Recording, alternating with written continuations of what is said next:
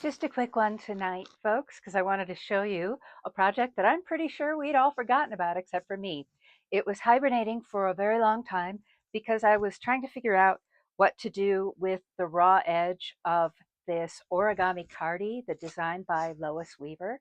And I finally figured it out, and it honestly wasn't that hard. I just had to make some minor adjustments to the overall project. So this Cardi actually has these two big pockets opening on either side that happen from folding over the two front panels of the jacket. And I'm going to try and back away as much as possible so you can get a sense of how this drapes and hangs. And Lois's design says you want a really flowy, drapey fabric, and I feel that I've achieved that. So you might recall that this is the warp that didn't work out because I had used up all the one of the colors in the warp and wasn't going to have enough for the weft.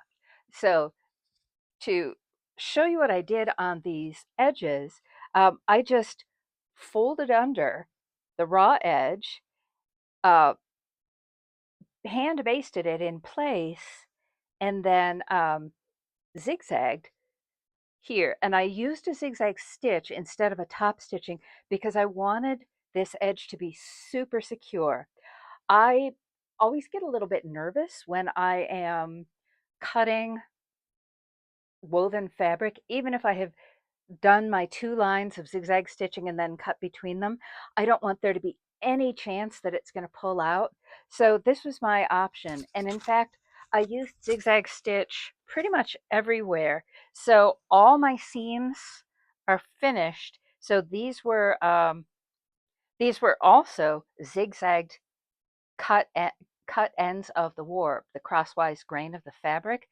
And after I seamed them, I tucked the end under and then zigzagged right down. And yeah, you can see it if you're right up next to me and holding it right up next to your face, but you have to be this close to really see what's going on.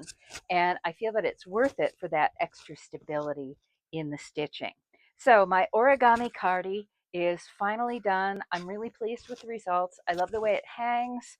I will try other variations on this. I like the stripes too. Oh, and this is what it looks like from the back. It's just a very simple, basic thing, but it adds, a certain something something to a very simple tank top like this. And since I am headed to a fiber festival next weekend, I will get to show it off there. The other project I finished over the weekend was the band and the purse, my new purse, with an ankle strap band. Whoops, sorry, I'm holding that completely out of frame, aren't I? There it is. And so I had sampled, as you might recall, last weekend and had problems with scale. So this time I chose just a completely different um, pattern, color pattern.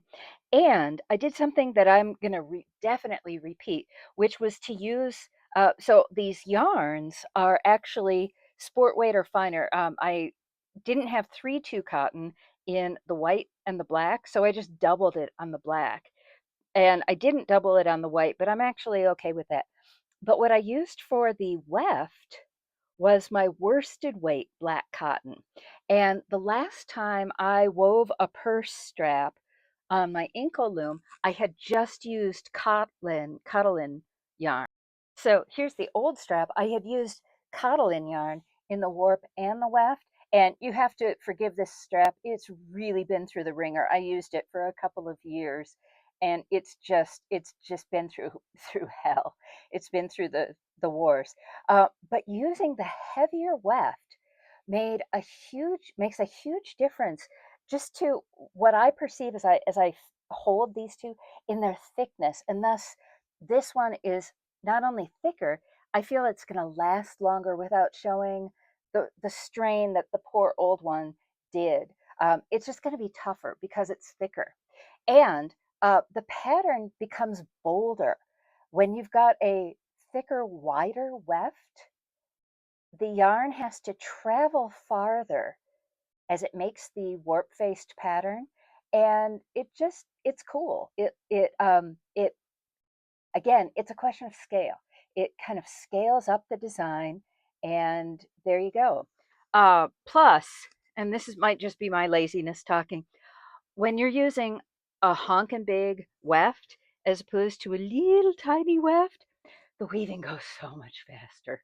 So this went like a breeze. This felt like a 2 3 hour band project. And again, I used my overall clasps here on the edge. Sorry, this is really awkward. If you saw how I was positioning myself in front of the camera, you'd understand why I'm not in frame. So I used my overall clasps, and I hand sewed the strap to itself around the top of the clasp, and then I machine stitched over it again several times.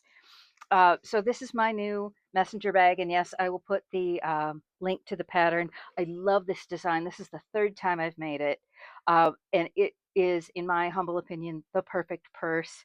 Though next time I will probably make a square off the flap instead of curving it. Um, for reasons.